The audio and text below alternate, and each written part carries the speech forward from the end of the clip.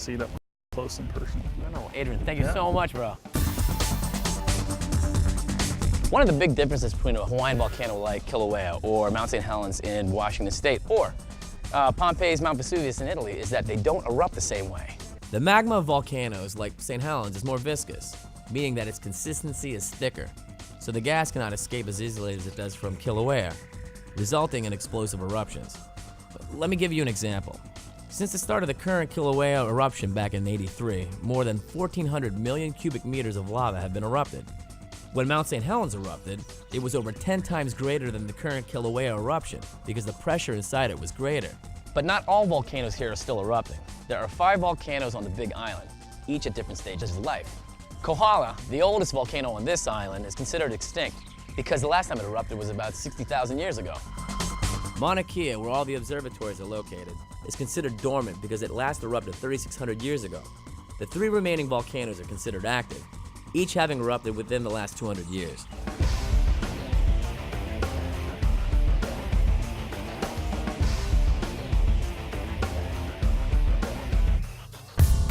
So where does lava come from?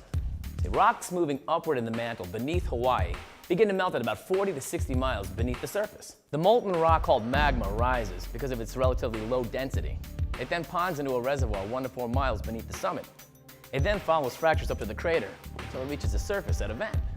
So where does all the lava go here at Kilauea?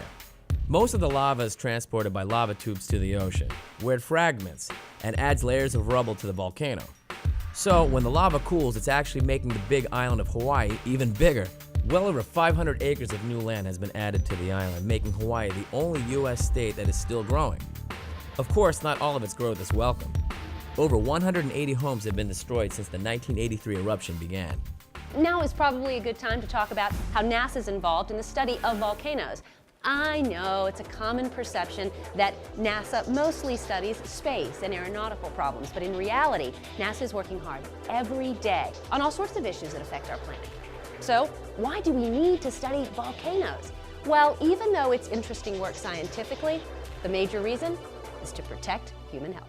Currently, there are more than 1,500 potentially active volcanoes that dot the Earth's landscape, of which approximately 500 are active at any given time. Although scientists keep watch over many of the Earth's volcanoes using traditional ground observation methods, satellite-based remote sensing is quickly becoming a crucial tool for understanding where, when, and why the Earth's volcanoes periodically boil over. Satellite technology now makes it possible to monitor volcanic activity in even the most isolated corners of the globe, and to routinely observe changes in the Earth's surface that may signal an impending eruption. In addition, remote sensing data offers scientists the chance to prevent catastrophic damage to life and property by determining how and where volcanic debris spreads after an eruption. One system that's now being used is the MODIS Thermal Alert System. Now get this, it enables scientists to detect volcanic activity anywhere in the world within hours of its occurrence. It uses data acquired by the MODIS sensors, which fly aboard NASA's Terra and Aqua satellites. These sensors see heat sources that may be active lava flows, lava domes, or lava lakes. Since MODIS achieves complete global coverage every 48 hours, this means that the system checks every square kilometer of the globe for volcanic activity once every 2 days. This process came in handy in 2002 and then again in 2006 when a volcano in Africa erupted with little warning. Now, at the time, 500,000 people lived in its immediate vicinity, so the potential hazard to human life was extremely high. With the MODIS data in hand, researchers were quickly able to establish the lava vent position, which enabled the modelers to predict which direction the lava was flowing and at what rate.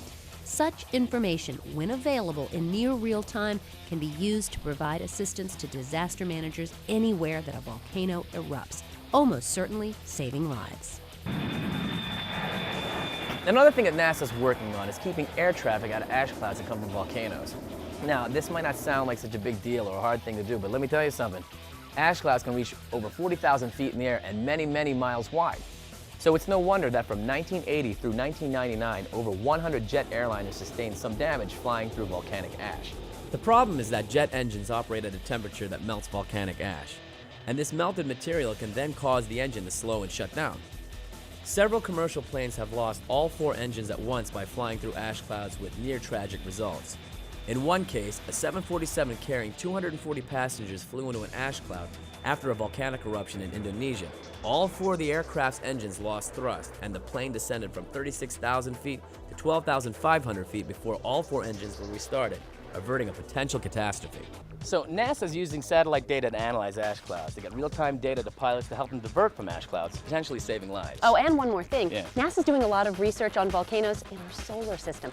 Get this, thousands of volcanoes exist out there. Some are erupting ice, while others are red hot, similar to those here on Earth. Now, all of the data on Earth's volcanoes are going to help us better understand our own solar system, and of course, it's going to increase our knowledge of our own planet. That's right. Hey, thanks for watching. I'm Jennifer Pulley. And I'm Johnny Alonso. See you next time on NASA 360.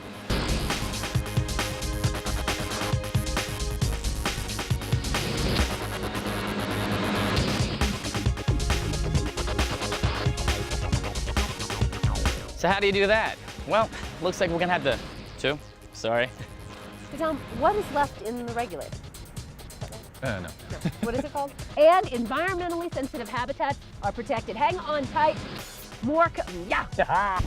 And with fewer visitors and nearby Hawaiian cultural sites, isn't that right? And with fewer visitors and and with fewer visitors.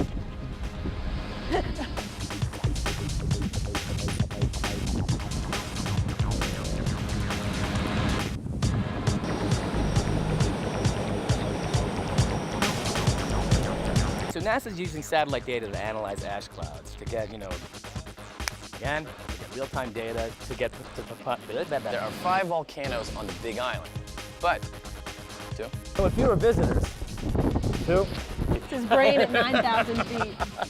All right, we got it. Hi, you're watching NASA 360. This is awesome.